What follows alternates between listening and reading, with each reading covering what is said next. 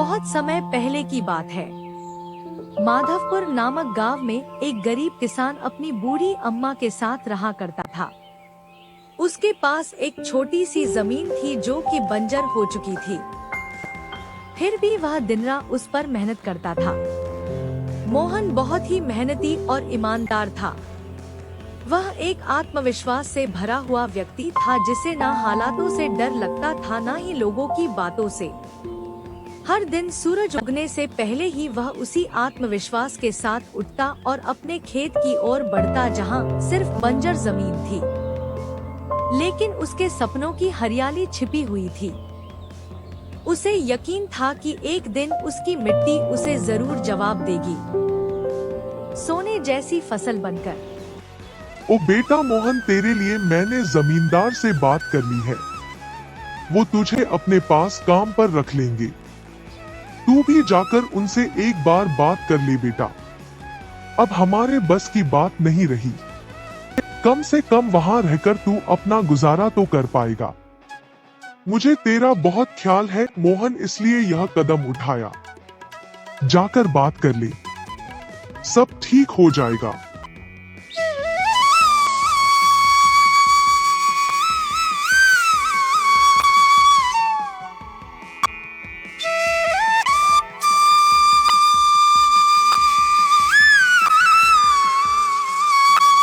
अम्मा, तुमने क्यों बात की वहाँ?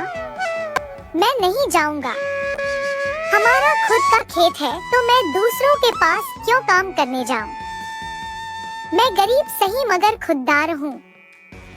मैं अपनी मिट्टी में पला हूँ, उसी में पसीना बहाऊंगा। चाहे जितनी भी मुश्किल हो अम्मा, मैं अपनी ही जमीन पर मेहनत करूंगा। किसी और की नौकरी नहीं करूंगा। अरे मोहन, उस बंजर जमीन में क्या उगाएगा तू? वो जमीन अब बिल्कुल बेकार हो गई है बेटा। ना उसमें नमी बची है ना जान। तू अपनी जिंदगी यूं ही जाया कर देगा। उस जमीन को संवारते संवारते मैं जानती हूँ तेरा हौसला बड़ा है, पर बेटा हौसले से पेट नहीं भरता। तू मेरी बात मान ले। वो जमींदार कम से कम तुझे रोज की रोटी तो देगा। अपनी जिद छोड़ दे बेटा। तू थक जाएगा पर वो जमीन कुछ नहीं देगी तुझे। अरे अम्मा, तुम बेकार में ही इतनी परेशान हो रही हो। देखना, एक दिन मैं उसी जमीन से सोना निकालूंगा। यह जमीन ही हमारी सबसे बड़ी ताकत बनेगी।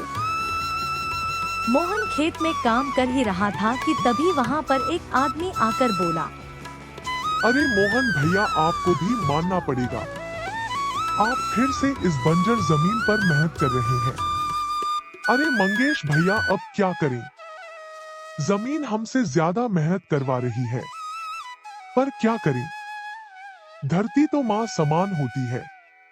जैसा वह चाहे वैसा ही करना पड़ता है। कभी सख्त हो जाती है, कभी चुपचाप सब सह लेती है, कभी बीज को छुपा लेती है तो कभी उसे जीवन दे देती है। हम तो बस उसके बच्चे हैं जो उसके हर रंग को अपनाना जानते हैं। थक तो जाते हैं भैया, पर जब मिट्टी की खुशबू आती है ना तो सारी थकान उतर जाती है। उम्मीद है यह माँ हमें खाली हाथ नहीं लौटाएगी। बस थोड़ा और सब्र, थोड़ा और विश्वास। आप जैसा मूर्ख तो मैंने आज तक नहीं देखा भैया। क्या सोचते हो आप? दुनिया कहां से कहां पहुंच गई और आप अब भी उसी बंजर जमीन से उम्मीद लगाए बैठे हैं। मोहन के पास उस आदमी की बातों का कोई जवाब नहीं था। वह वहां से अपने घर चला जाता है। जब दोपहर को मोहन थक हार कर घर पहुंचता है तो देखता है कि माँ बुझे हुए चूल्हे के पास चुपचाप बैठी है। क्या हुआ अम्मा? तुम ऐसे क्यों बैठी हो? खाना क्यों नहीं बनाया? क्या बात है? बेटा, चूल्हा जलाने के लिए लकड़ियां नहीं है, इसीलिए चूल्हा कैसे जलेगा? बस इतनी सी बात है अम्मा। मैं अभी जाकर ले आता हूँ लकड़ियाँ। मोहन लकड़ियाँ लाने जंगल चला